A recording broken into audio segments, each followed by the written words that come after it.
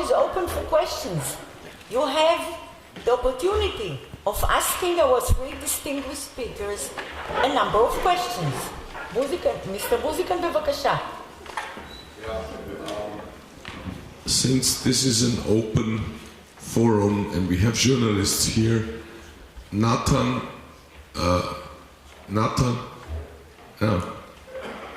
as several speakers said, you really are our hero.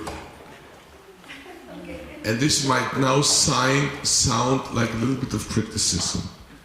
It isn't, but it's just that I have to say it here clearly and openly.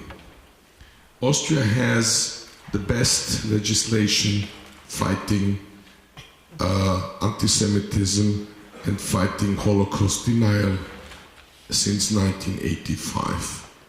Austria had problems with the attorney generals to fulfill the legislation, so the Ministry of Justice, under our initiative and Dina's initiative and the International Jewish Lawyers Initiative, made seminars. Today, the implementation of this legislation in Austria is one of the best in Europe. Yeah? It goes on. And it goes on, the seminars goes on. We have now judges who will come to Israel for training. It's great. We have a fantastic Ministry of Justice here in Austria.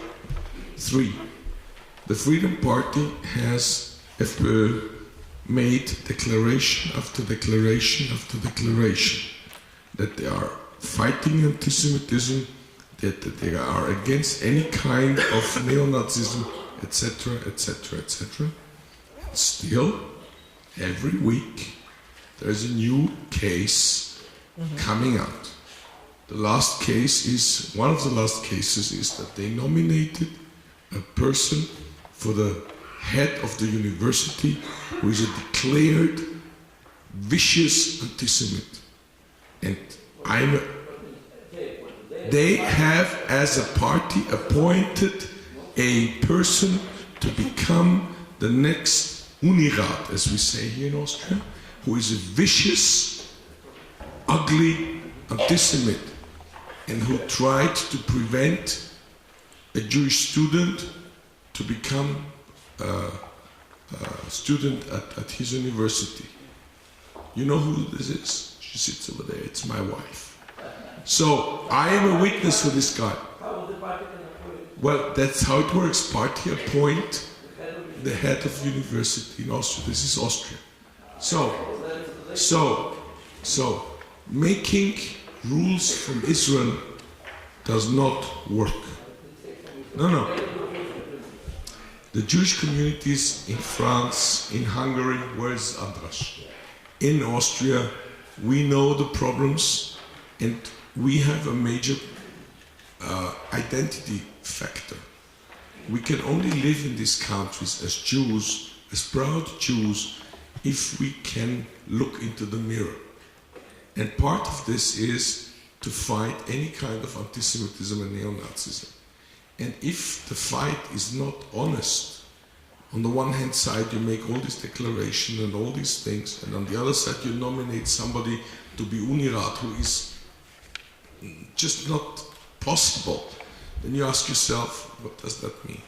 So we are caught in a situation where the pressure from Israel is growing on us, and we need people like you, Natan, who know what it means to live in the Galut. And this is my question. And to be under pressure here, not to get pressure from there. Yeah. Well, first of all, thank you for clarification about legislation. So I spoke about 10 different countries in Europe, and I am glad that from them, because there is at least 10 countries now that there is more strong or less strong, very right-wing parties who are coming back, who get a lot of support based on the fact that they are bringing back the national pride to their voters. And we have to deal with them. And all my passion was about that we cannot undermine one another. Exactly as we were fighting Israel, that Jews of diaspora will not undermine our needs in fighting against anti-Zionism, I'm saying that position which I am defending in the meetings with the government ministers, that we cannot take positions towards one or another political party ignoring the position of the Jewish community. And I have to say that our Prime Minister and our Speaker of Knesset and some others, in the end they are saying the last test is test of the community. When politicians come to them and say, well, we want to hear from local Jewish community. Having said all this, and that's exactly my struggle today also in Israel political corridors, that I'm saying we have to agree, in every country it can be different, about some conditions or demands with which we together coming. Maybe I didn't know even that here in Austria, parties are appointing the heads of universities. It's really something very unusual, I have to learn. But I can give one example. There was such a Ferdinando Fini, the leader of very extremely right-wing party in Italy with pro-Nazi past. And he was absolutely unacceptable for Jewish community. And at some moment when Berlusconi informed our ambassador, Aviv, that he is going to have him in the government. And Aviv said it will be very serious because it will be crisis with Israel. And then our ambassador and some other representative of the foreign ministry, together with the representatives of Italian Jewish community, discussed about some tests which they'll put to this person and had a dialogue. In the end, well, there was big changes in the party, and there was another. I have to say, in the end, he stayed as a right-wing leader, but a very loyal member of coalition, accepted fully by the Jewish community in Israel. So all what I was saying, that there must be a process in which Israel and Jewish community are working together, testing those leaders and the parties. Because if every side will start acting without coordination on its own, it will be very disastrous. But thank you for your recommendation. I really think it's absolutely ridiculous that parties are appointing the heads of the universities. Okay. I was warned that lunch is ahead, so there is a lady there, and I led a question, and sorry, but that's it. Please, you first.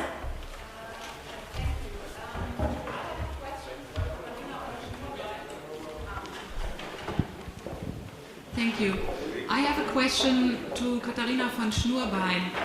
How can you effectively fight anti-Semitism in the European Union while the EU is at the same time giving funds and money to organizations that are spreading anti-Semitism? I would like to point to a case in Germany. There is an organization called IGS, which is, according to official agencies in Germany, is very closely related to the Iranian regime. It has the same personnel in its leadership that are very close to the Iranian regime. And according to the Constitution for the Protection in Germany, the Verfassungsschutz, it is influenced by an extremist ideology of the Iranian regime that means also anti-Semitism. And this organization gets funds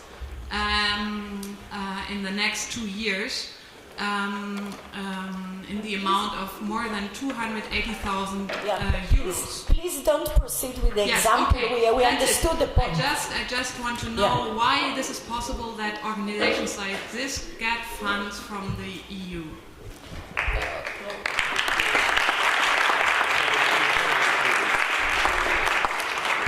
Okay, so this is indeed an issue. I would ask you to inform us a bit more in detail afterwards. My colleague Johannes is also here because these things are taken very seriously if they are true. I mean, I do not doubt that there are occasional mistakes, but all these things are investigated if this is indeed true. And in fact, at the moment in Germany, there are more issues also on national level. It's we need to know exactly from which program this should come from, and so on. So this is, but it is important for us to know more generally. The issue is of concern with regards also, let's say, to the Palestinian Authority. So it is not, as it is often portrayed in the media, that we turn a blind eye on these issues. We are very determined to look into these facts, and and these things are then often not reported, actually also cases where people have to step down, where they have to return money, and so on. So it's something that we take very seriously. Having said all this, my brief is of course anti-Semitism here in Europe, and we work closely with the colleagues who deal with the funds for the territories and also for the EU member states. Okay. Thank you very much for the question, for the answer. One last comment before we thank everyone and, as I said, go to have lunch. I have a question for these two ladies. First of all, how do you stay elegant and good looking while doing all these things? This is one major question. And I have a question for Raya that has been bothering me. I don't know whether you can shortly define and answer, but you have been involved in many contacts and in many meetings with heads of state, with people of high positions, to whom you presented the Jewish case. The Jewish case, Jewish reality, Jewish demands.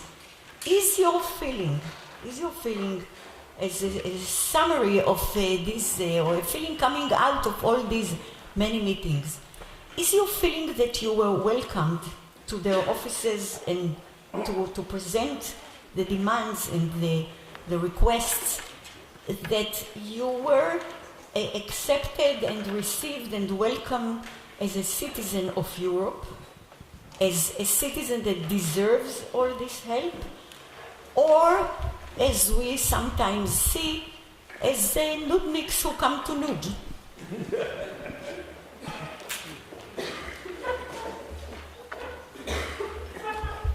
Thank you for this question, Dina.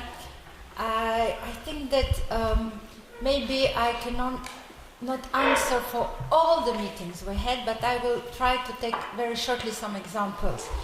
First of all, we never go alone. When we go to meet the head of states, we always do it together with the leaders, Jewish leaders of the country. We will never go without them. And we prepare the agenda together, and sometimes they ask us to say things that for them is difficult to say. And so we take on us this. And I can say, and that is why I have to really to bring your attention to the fact, why it is even for Israel so important that not the tiniest, the smallest community disappear from the European map. Because I visited, for example, the countries and talked to the leaders of the country, head of states. For example, I can take an example of tiny communities like Macedonia, not a big community of Bulgaria, small communities of Estonia, Lithuania. All these communities managed to establish very correct relationships with the head of states. And even a lot of them to celebrate Jewish holidays together. And some of these not only welcome us, some of them very strangely really think that we can do anything. Some head of states asked me for a confidential 10 minutes. And they asked me, for example, can I help them to enter Schengen? Can I help them? Yes. Can I help them to win the elections? And sometimes in the beginning, I opened how can I help you? Now, my team, they insisted that I do not do this anymore. So I said, listen, of course, We cannot 100% promise, but we will do our best. So, these things happen, and I can tell you, nobody ever behaved as if we imposed on us. We received these meetings and this even audiences quite easily. And I can give you one example. 1 year and a half ago, we had an executive in Sweden, and the Prime Minister of Sweden invited us to his private residence for lunch. The president of the community was Lena Posner at the time, a very influential Swedish personality, and he invited us to his personal dining room, and we had a very interesting conversation. That he is a kind of a politician that came politically. His background is syndicate. Okay, so he's very, very much on the left, and we had in the end a very harsh talk, because we came to complain about the Minister of Foreign Affairs, who was very unfair to Israel and this and that, and we had a lot of issues. And after this, it was a polite end of the conversation. We thanked him, but we had a feeling that he really didn't understand us, because he said, do not think that our minister is anti-Semitic or something. She is, like we in Sweden, we are for equality, men, women, races, everything, equality, balance. So it has to be balanced between, there's the strongest part, the weakest part. Okay, we took it as an explanation. Time passed, and in Sweden they really begin to have trouble. And I mean trouble. And he couldn't believe that it would happen so quickly, because we warned him. What happened? Several weeks ago, he came to our office to visit us. With how many people? No, 10 people. All his close team. They came one morning to our office, physically, all together, saying, you were right. We had to listen more carefully to you. And so the Prime Minister of Sweden went, after our meeting, he went to meet with all the head of state. It was a day of a council. And he asked us, do you have a message? Because now I can bring a message from you, representatives of Jewish community of Europe. Do you have a message? And we gave him our message. And he went there, and we received the video, how he talks to the journalists, how he talks to the audience of all head of states. And he repeats, now I had a meeting with the European Jewish Congress, and this and this and this. This is their message. And I can tell you that I really agree with this, and it was really touching. And I think that even sometimes we are frustrated, but when the relation is really already a little bit advanced, it's okay, it's good. You cannot achieve everything, but you can achieve, and it's very, very important to continue this relationship in defending the interests of our communities. We even met with Putin, because we have a big community, more than 150,000 Jews in Russia. We speak to Orban 3 times. And sometimes we achieved what community asked us to do, and we will continue to do it. I think the only government that I really do not want to see now is Polish government.